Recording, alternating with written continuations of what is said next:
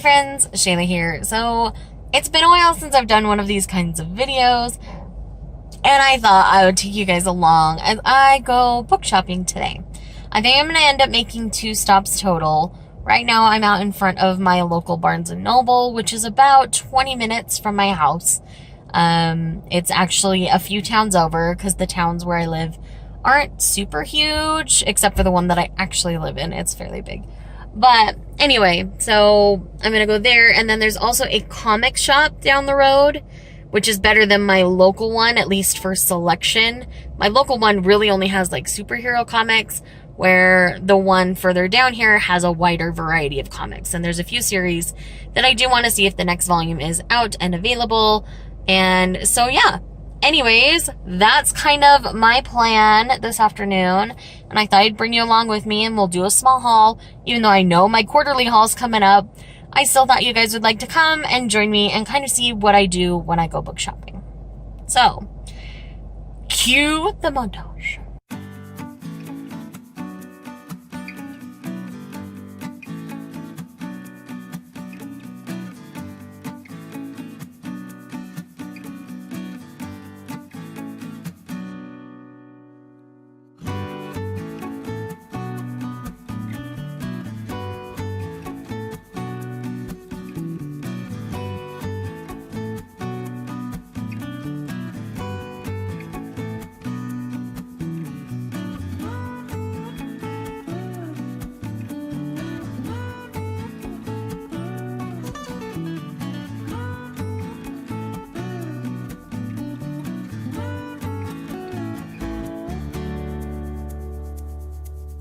Hey friends, so I ended up spending my entire cash budget at Barnes & Noble today. So let's break down what I got. I know I didn't get the best prices in the world on it. I do have my membership, which gives me 10% off everything.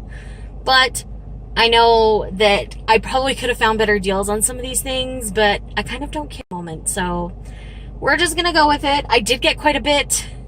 So let's just break down what I got and we'll put this video for you. So first we're going to start with the manga. The first thing that you guys already saw in the clips was Count Fujiwara's Suffering. This looks like a manga from a cat's perspective with 2 sisters. We have the sister here on the front who's kind of a shut-in and what they call a NEET in Japanese culture, which if you're familiar with Princess Jellyfish, that's what a lot of the ladies that we deal with in Princess Jellyfish are technically classified as. So essentially this girl is a shut-in and lives and mooches off her parents and doesn't work and just kind of lives this weird, quirky, shut-in kind of lifestyle. And then she's got her sister on the back. The sister doesn't like the older sister, and the cat's trying to kind of make peace between the 2 of them to see if he can stay in this house.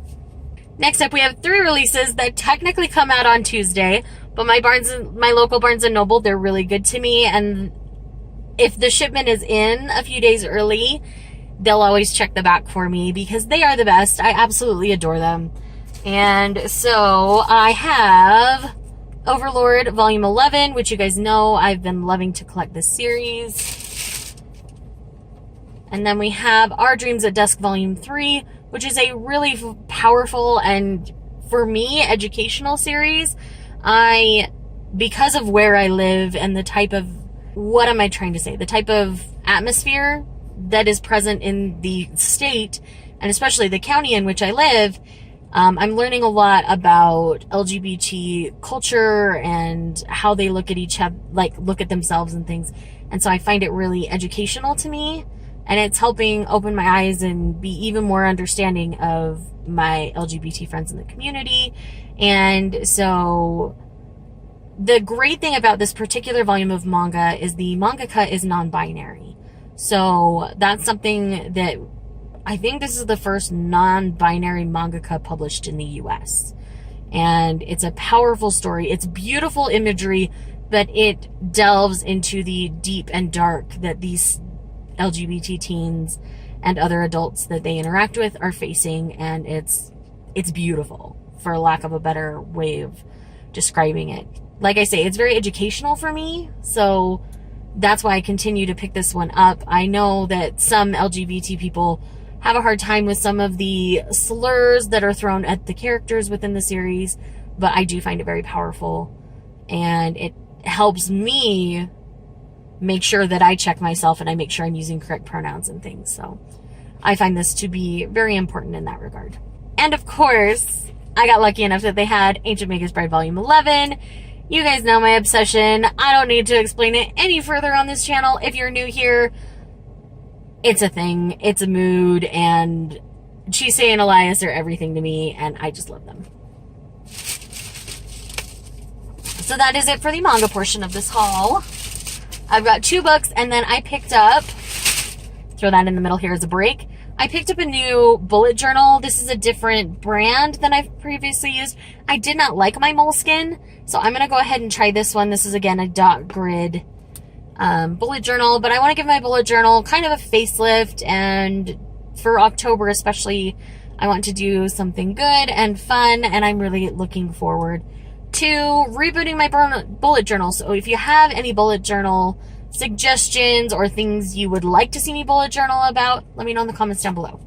The 2 books that I picked up are both YA this time. So first up, I finally picked up a copy of Thunderhead by Neal Shusterman so that I can read Thunderhead. I read Scythe a while ago, but I was waiting for Thunderhead to come out in paperback, and it was actually on sale, which is why I finally picked it up.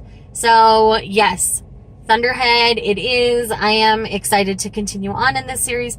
I wasn't sure after I read the first one if I was actually going to, but I have decided that I want to. Everybody said that Thunderhead was even better, and I hope to feel the same. So excited to dig back into the series. And then last but not least is a newer release, and that is Frankly in Love by David Yoon. This is about Korean teens and the cultural things that they kind of deal with. And again, I hope to use this to learn a little bit more about Korean culture. I've heard good things, and it has these beautiful, like, navy colored sprayed edges. The sun's shining in just right that you can get a good look at the color, and I really am looking forward to this. And it has like the best textured cover, and I guess this is a Barnes & Noble exclusive edition, and I just noticed that. So there we go.